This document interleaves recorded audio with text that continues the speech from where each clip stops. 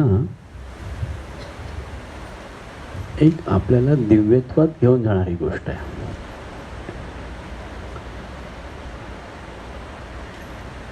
कारण जोपर्यंत गुरुवर पूर्ण निष्ठा बसत नाही, पूर्ण प्रीती बसत नाही, पूर्ण भक्ती बसत नाही, तोपर्यंत साधना कळत नाही. गुरु हाच सर्व साधनेचं मूळ आहे. मग तुम्ही सुशिक्षित असा, अशिक्षित असा, खूप बुद्धिमान असा, हे ते काही देणं घेणं नाही त्याचं. त्याची प्राणज्योत तुमच्या प्राणाशी एकरूप होते आणि तुम्ही गुरुतत्वाशी एकरूप होता आणि तुमचा आणि त्याचा एक भाव होतो आणि तुमचं अस्तित्व नष्ट होतं. तुमची देहबुद्धी, तुमचा मीपणा नष्ट होणं खूप गरजेचं आहे. जोपर्यंत तुमच्यातला मी जिवंत आहे तोपर्यंत साधना शून्य आहे. कारण हा जो मी असतो हा कर्तव्याचा अहंकार मिरवतो. मी केलं माझं कर्तव्य, आणि कर्तव्याचा एक वेगळा सोनेरी अहंकार, सोनेरी मुकुट स्वतःच्या डोक्यावर घालतो आणि गुरुचरणाला हरवून बसतो. गुरुचरणावर असला की कर्तव्य काही देहाकडून काहीही कर्म घडू देत, त्याचा अहंकार घेतला जात नाही, कारण ते सगळं सद्गुरूला समर्पित असतं. भक्ती ही अशी गोष्ट आहे की ती स्वतःला काहीही लावून घेत नाही. सुखदुःख सुद्धा ती स्वतःच्या वाटेला घेत नाही, कारण सगळं गुरुला समर्पित आहे, सुख आणि दुःख सुद्धा. कारण प्रत्येकाला देह दिलेला आहे, प्रत्येकाला त्रिगुण दिलेले आहे, प्रत्येकाला अहंकार दिलेला आहे. जोपर्यंत गुरुचरणात अहंकार विलीन होत नाही तोपर्यंत तुम्ही यातना भोगता. जेव्हा तो अहंकार गुरुचरणावर विलीन झाला, तुमचं अस्तित्व नष्ट झालं की तुम्हाला नवीन जीवन प्राप्त होतं, जे संतांच्या जीवनात दिव्यत्वाने उतरलेलं आहे. संतांना स्वतःचं अस्तित्व नव्हतं. ते फक्त त्यांच्या गुरुतत्वाशी एकरूप होते आणि जे विश्वात्मक गुरुतत्व आहे ते त्यांच्यामध्ये प्रकट होतं. मग देह कुठेही पडो, देह कुठेही असो, देहाचा मानपान असो, ह्याच्याशी त्यांचं देणं घेणं नाही. त्यांना पूजा करो, कोणी शिव्या घालो, कोणी लाथा मारो, त्या देहाला काही फरक पडत नाही. कारण हा देहाची कुठलीही गोष्ट ते गृहीत धरत नाही. म्हणून संत हे नित्य आत्मानंदात असतात. हे आत्मानंदात कसं जायचं, तर गुरुचरणावर नितांत प्रेम केलं की सहज त्या भावस्वरूपात आपल्याला जाता येतं. आणि मग कुठल्याही अवस्थेत देह पडला असला, धन असलं नसलं, काहीही फरक पडत नाही. माझी विनंती आहे तुम्हा सगळ्यांना की गुरुचरणाशिवाय दुसरा कुठलाही भाव जीवनात ठेवू नका, म्हणजे यातना कमी होतील. जोपर्यंत मीपणा मिरवताय तोपर्यंत यातना होतात, मानसिक शारीरिक धडपड होते, पण ते कुठेही मोजलं जात नाही. तुमचं कुठलंही शुभ अशुभ, चांगलं वाईट कर्म कुठेही मोजलं जात नाही, कारण मृत्यू तुम्हाला त्याच्या कवेत केव्हाही घेणार असतो. जर तुम्हाला ह्या मृत्यूवर विजय मिळवायचा आहे, जर तुम्हाला दिव्यत्वात आत्मानंदात विलीन व्हायचं आहे, तर गुरुचरणाची प्रीती जाणून घ्या. म्हणजे तुमच्या जीवनात येणारे उंच सखल भाग तुम्हाला कधीही कधीही कधीही त्रास देणार नाही. तुमचं अस्तित्व नसेल, मी म्हणून म्हणण्याचं काहीच शिल्लक नसेल. मला असं वाटलं, मला असं, तुम्हाला जे वाटतं ते सत्व रजतम भाव तुमच्यामध्ये आधीच भरलेले आहेत. ते सत्व रजतम भाव तुम्हाला जिंकायला हवेत. गुरुचरणी राहून तुम्हाला सहज मोक्षदायित्व प्राप्त व्हायला हवं. मीपणा हा वारंवार शब्द उच्चारतोय, हा मरता मरत नसतो. हा मी मरत नाही तोपर्यंत संत पदाला तुम्हाला जाता येत नाही. किंवा मुक्त मार्गाला मुक्ती ही नित्य हृदयात आहे, पण आपण त्याचा एक प्रकारचा मुक्ती करायची आहे. ह्याचा दोन भाव आणतो. आपण नित्य मुक्त असतो, पण आपल्याला अर्थच कळत नसतो. जोपर्यंत गुरुचरणाच्या प्रेमाची गोडी कळत नाही, जोपर्यंत तो आत्मभाव कळत नाही. गुरुचरणाची प्रीती हाच आत्मभाव आहे आणि हेच आत्मसमाधीचं स्वरूप आहे, दुसरं कुठलं नाही. उद्धवानी मोक्ष मिळाल्यानंतर कृष्णाला विनंती केली की मला तुझा विसर पडू नये, माझी भक्ती सुटू नये. कृष्णाने म्हटलं की तू मुक्त झालायस, आता तू काहीही करू शकतोस. तो म्हणाला, कृष्णा, मला तुझ्यापासून विलग होऊ देऊ नकोस, तेवढी माझी विनंती कर. माझ्यापासून मोक्षापेक्षाही भक्ती अति दिव्य केली उद्धवाने आणि विश्वात तो अमर झाला. तुम्हाला प्रत्येकाला भक्ती करायची आहे, म्हणजे तुमच्या जीवनात येणारे सुखदुःख नगण्य वाटावीत. तुम्हाला बरेच असं वाटतं, अरे मला असं दुःख आहे, मला अमुक आहे, मला तमुक आहे, मला यातना आहे. गुरुचरणाची जादू माहीत नाही म्हणून तुम्ही रडता. कारण गुरुचरणाचा प्राण आणि आपला प्राण, गुरुचा प्राण आणि आपला प्राण एकरूप होणं गरजेचं आहे. आणि तो नाही झाला तर यातना होतील. दुसऱ्याला अपशब्द द्याल, दुसऱ्याला वाईट बोलाल, दुसऱ्याचे गुणदोष बघत राहा. जोपर्यंत दुसऱ्याचे गुणदोष बघताय तेव्हा तुम्ही देवाला हरवून जा. प्रयत्न करून बघा. एखाद्याचा भयंकर राग येतो, त्याला आठवा. त्याला आठवल्यावर तक्षण गुरुचरण अदृश्य होतं. एखाद्याची भयंकर माया आहे तुमच्या मुलाबाळांची, त्याला आठवून बघा, गुरुचरण अदृश्य होतं. भाग्यवान लोकांना ह्या गोष्टीची गरज पडत नाही. ना ते कोणाचा राग करत, ना कोणाचा द्वेष करत, ना कोणावर अतिशय प्रेमाने कोणाला कवळून धरत की माझं माझं असं करत नाही. तुम्ही जेव्हा जेव्हा माझं माझं कराल तेव्हा हे सुंदर पद चरणकमल अदृश्य होते. म्हणून माझी विनंती आहे, खूप कळकळीची आणि प्रेमाची विनंती आहे. सगळी माया, हे जे दृष्टीला तुमच्या दिसतंय ना, ती सगळी खोटी माया आहे. तुमची प्रॉपर्टी म्हणा, तुमची मुलं बाळं म्हणा, तुमचं धन दैलत जे काय आहे ते म्हणा, जे काही पण ते जरी खोटं असलं तर त्यातलं दैवी तत्व नाही हरवत, पण ते तुमच्या भावनेसाठी ते खोटं आहे. तुमचा मान मर्ताप म्हणा, हे सगळं खोटं आहे. कारण मेल्यावर तुम्हाला जळायचं आहे. मेल्यावर आहे काय, कोणी मेलेला माणूस म्हणतो का रे माझं काही कौतुक आहे किंवा मी आहे केलं. एकतरी मेलेला माणूस परत येऊन म्हणाला की अरे मला अमुक गोष्ट द्या, नाही म्हणत. ते सोपस्कर वेदानी घालून दिलेत ते आपण पाळतो. प्रत्येकाची इच्छा, ज्याने पाळावे पाळावे, न पाळावे न पाळावे, काही फरक पडत नाही. युनिव्हर्सलला तुम्ही त्याचं पिंडदान करा नका करू, काय फरक पडतो माणूस मेल्यावर. पण वेदाने घालून दिले नियम म्हणून आपण पाळतो. पण आपण त्या देह सुटल्यानंतर त्याचे व्यवस्थित कार्य करतो आणि त्याला अपेक्षा करतो की त्याला मोक्ष मार्ग मिळावा. मोक्ष मार्ग कुठे मिळणार तुम्हाला सांगा बरं? तुमच्या विवेकामध्ये. जर तुम्ही देहात आहात तर देहातच तुम्हाला मुक्ती मिळाली पाहिजे. देहानंतर मुक्ती नाही आहे, लक्षात ठेवा.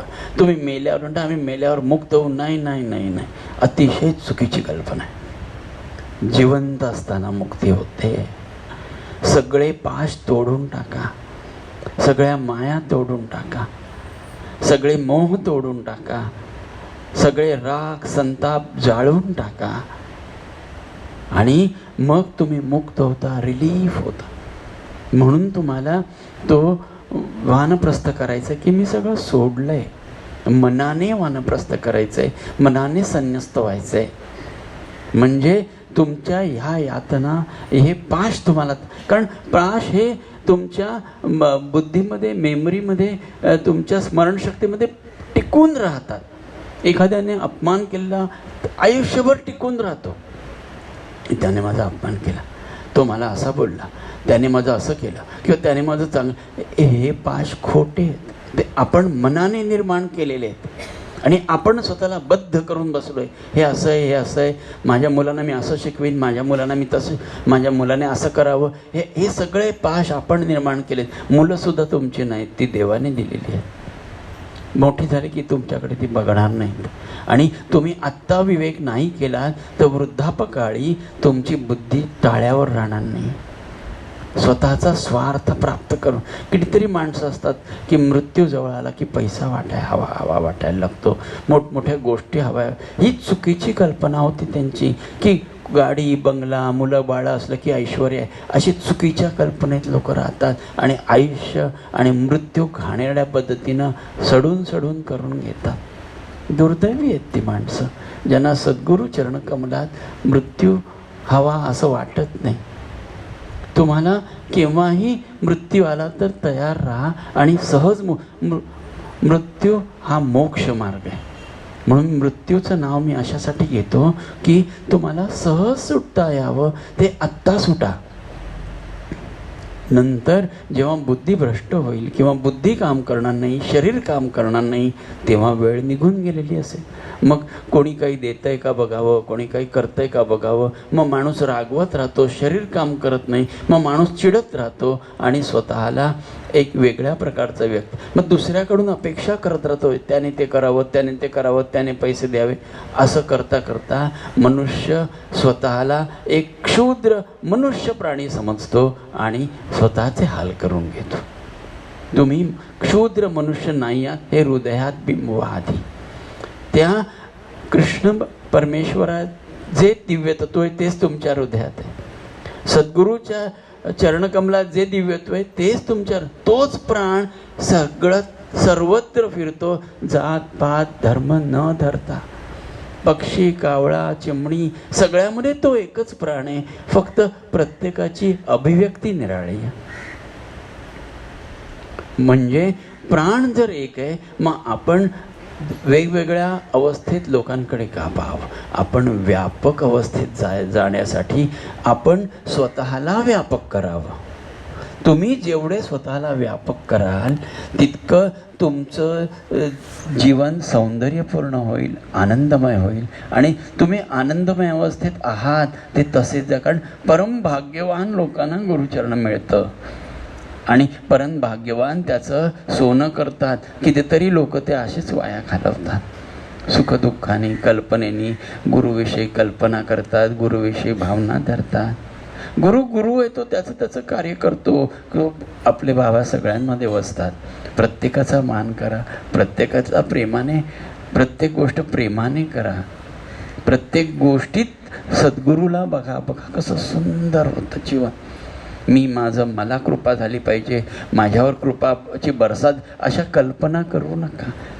देव हा कल्पनेत कधीच नाही, देव कल्पनेने कधीच मिळणार नाही. देव त्याचं अस्तित्व राखून असतो. तर तुमच्या अस्तित्वातच तो अस्तित्व आहे, त्याचं अस्तित्व आहे. तर तुम्ही स्वतःला, प्रत्येकाने, मी पण प्रयत्न करतो त्याच्या चरणकमली नित्य विलीन होण्याचा. पण इतक्या गोष्टी असतात की त्या विस्मृती देतात. देवाला प्रार्थना करा की देवा, माझा तुझ्या चरणकमलाची विस्मृती नको, किंवा दुसऱ्या मायेत, तुझ्या प्रेमात मला इतकं राहू दे की दुसऱ्या कुठल्या मायेत मला गुंतायला नको. कारण कुठलीही माया हे तुम्हाला, तुमची कर्तव्य करा, पण त्याच्यात निर्बीज करा, त्याच्यात फार प्राण ओतू नका. कर्तव्य करत राहा. कोणालाही दोष देऊ नका, कोणाकडून अपेक्षा करू नका, कोणाकडून सेवा घेऊ नका.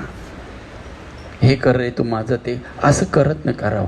तुम्ही त्याचा मोबदला द्या. प्रत्येक गोष्ट केलीत की त्याचा मोबदला त्याला पुन्हा देऊन टाका. म्हणजे तुम्ही वेगळं होता आणि तुम्ही मीपणा तुमचा अदृश्य झाला की तुम्ही स्वतःला अदृश्य पाहाल. स्वतःचं अस्तित्वच नाहीसं दिसेल. एक वाफेसारखं किंवा ज्योतीसारखं तुम्ही स्वतःचं अस्तित्व पाहाल. म्हणजे माझा मीपणा संपला की देहबुद्धी संपली की मग एक वेगळा आनंदात जगता येतं, एक दिव्य ज्योतीसारखा. त्या ज्योतीला काहीच नको असतं, ती फक्त असते. प्रयत्न करायचा प्रत्येकाने. शांत बसा. ती ज्योत तुमच्या हृदयात नक्की आहे आणि हृदयात दिव्य प्रकाश पडला याची जाणीव घ्या. अवधू, तुमच्या प्रत्येकावर देव कृपा करेल 100%. क्षुद्र मानव आहात हे विसरून जा. तुम्ही साक्षात परमेश्वर आहात ह्याची जाणीव घ्या. त्याला आकार नाही, रंग नाही, रूप नाही, काहीच नाही, असा परमेश्वर असतो. जो भाव तुमचा आहे त्या भावाला आकार, रूप, रंग कुठे आहे? काहीच नाही. तसे तुम्ही आहात तुमच्या हृदयस्थानी. कारण मनुष्य जन्म हा एकच जन्म असा आहे जो सहज परमेश्वराच्या पर्यंत पोचू शकतो. कारण प्राण्यांना पाप पुण्य नसतं, ते त्या निसर्गाने दिलेल्या नियमाने जगत असतात. मनुष्याला बुद्धी आहे. तर आपण व्यापक आहोत अशी धारणा करायला काहीच हरकत नाही. क्षुद्र मानव म्हणण्यापेक्षा आपण व्यापक आहोत. तुमच्या सगळ्या शारीरिक यातना संपून जाऊ देत. तुम्ही जर मूलाधार बंध लावलात तर सहज शक्ती वर चढेल आणि तुम्ही ती सहज आत्मानंदापर्यंत पोहोचेल, तुमच्या मेंदूपर्यंत पोहोचेल. मूलाधार बंध लावून बघा आणि सहज मणक्यामधून शक्ती वर चढते याची कल्पना करा, जी तुम्हाला सत्यत्वात उतरवते. आणि टाळूवरून ती शक्ती आपल्या भ्रुकुटी मध्यावर घ्या आणि सगळं जग विसरा. प्राणायामाची गरज नाही, जपाची गरज नाही, ध्यानाची गरज नाही, पूजेची गरज नाही. ह्या अवस्थेत काहीच कशाची गरज नाही. कारण तुम्हाला देहच नाही. देहाला नियम आहेत, प्राणाला कुठे नियम आहेत? तुम्ही मुक्त झाला. कोणाशी काहीच बोलायचं नाही, मौन पाळायचं. कारण मन मौनच होतं, सहज ते मौनात जातं. त्याला कोणाशी दोस्ती करावीशी वाटत नाही, कोणाशी उगाच वाद करावा असं वाटत नाही, शब्द उच्चारावेसे वाटत नाही. त्याला असं वाटतं की तो वैश्विक झालाय, तो आभाळा एवढा झालाय. आणि बघा तुमचं रूप आभाळा एवढं होतं का? सहज उंच उंच जाता आणि आभाळा एवढे होता. उंच उंच आभाळ होतं मन, आणि मन नष्ट होऊन तुमचं केवळ अस्तित्व शिल्लक उरतं आभाळ एवढं.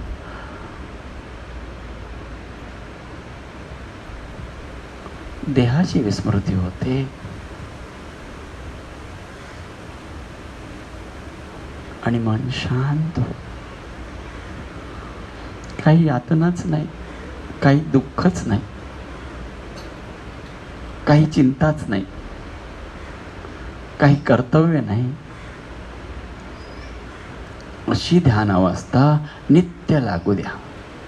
इथे देव पण नाही दिला तुम्हाला मी रूप धारण करायला. अहो त्याचं रूप हे सुद्धा एक प्रत्येक वेळी वेगवेगळं आहे. मग नक्की रूप कुठलं धारण करायचं हृदयात? अशा शंका येतात. खंडोबा करू, पार्वती म्हणू, भवानी म्हणू, दत्त म्हणू, स्वामी म्हणू का शिर्डी स्वरूप म्हणू, काय म्हणू? काहीच कळत नाही. मग माणूस कन्फ्युज होतो, कुठल्या कुठल्या देवाच्या पाया पडू? एकच प्राण,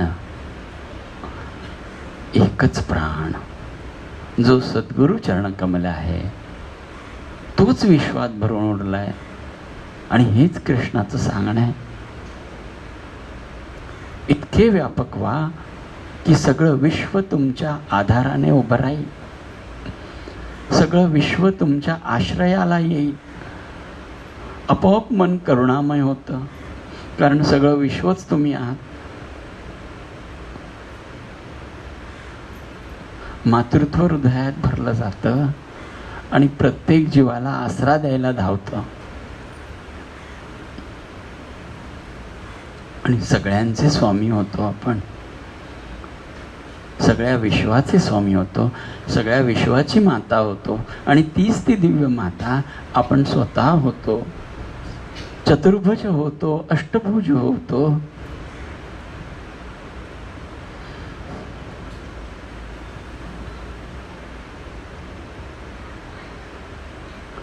त्या दिव्य मातेला हृदयात धारण करा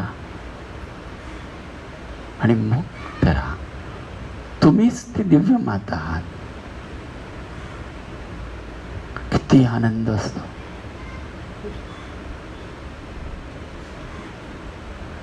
अवधू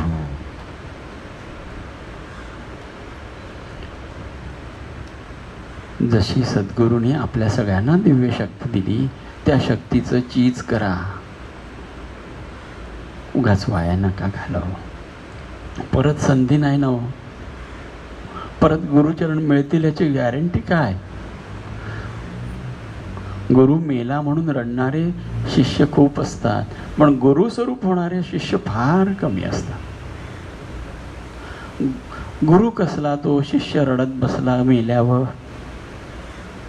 त्याने काही शिकवलंच नाही, त्याने त्याचं स्वरूप त्याला दिलंच नाही, तर कसला गुरु?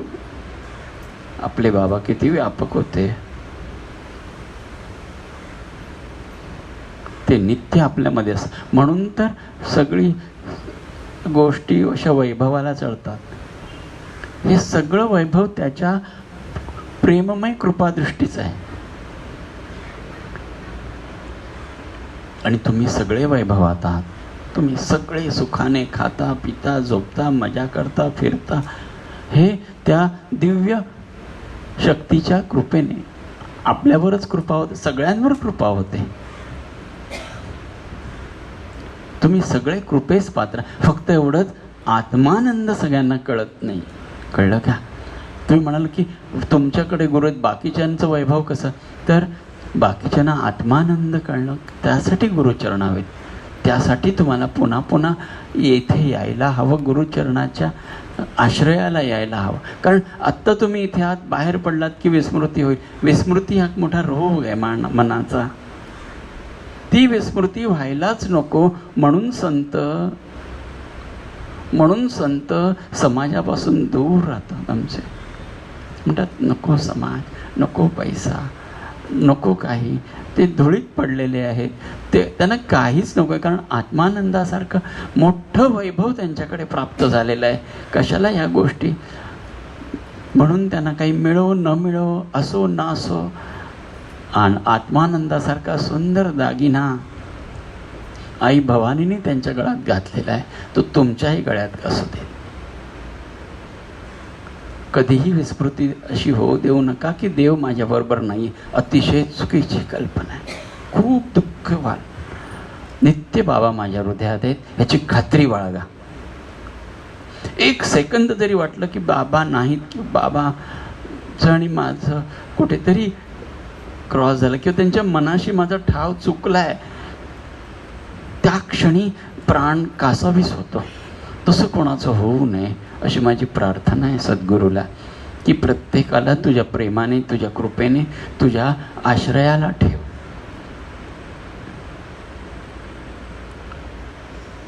अवधूत. एखादा अभंग घे गिरीश, छानसा, तुला आवडेल तो.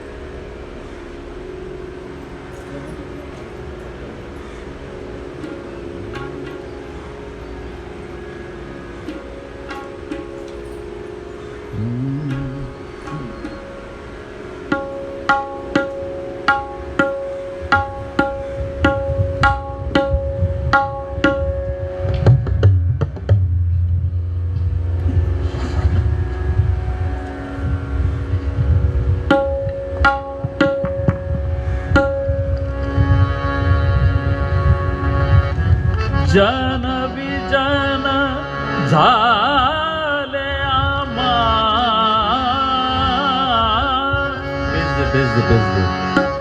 जन विजन झाले आम्हा जन विजन झाले आम्हा जन विजन झाले आम्हा जन विजन झाले आम्हा जन विजन झाले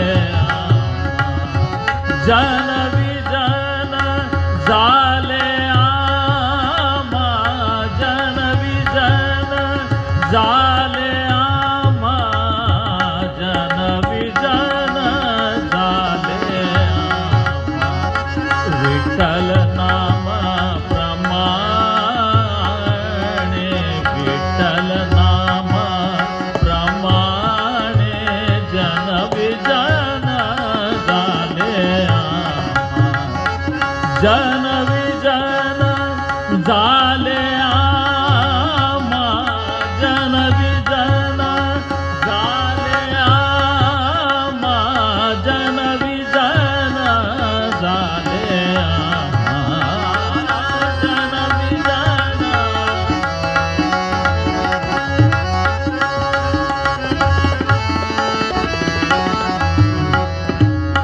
पाहे तिकडे माय बाप पाहे तिकडे पाहे तिकडे पाहे तिकडे पाहे तिकडे माय बाप पाहे तिकडे माय बाप विठ्ठल आहे रखुमाई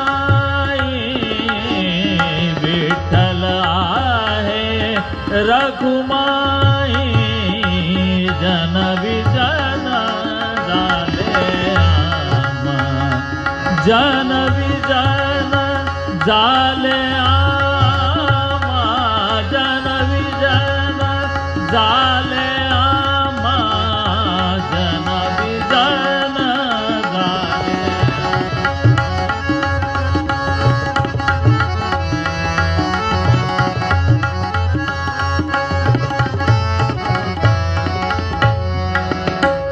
वन पठण एक भाव वन पठण वन पठण वन पठण वन पठण वन पठण वन पठण एक भाव वन पठण वन पठण वन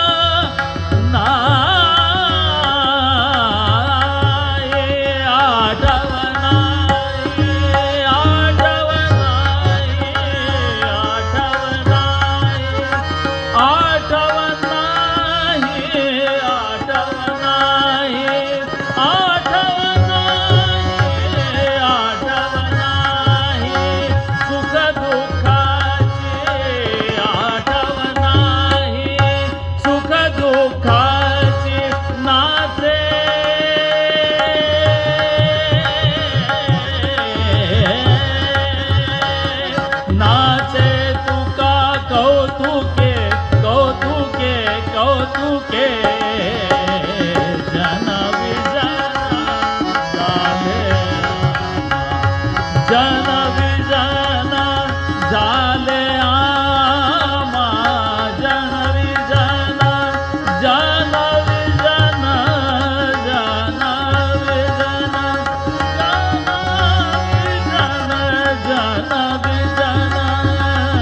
जन विजना जन विजना जन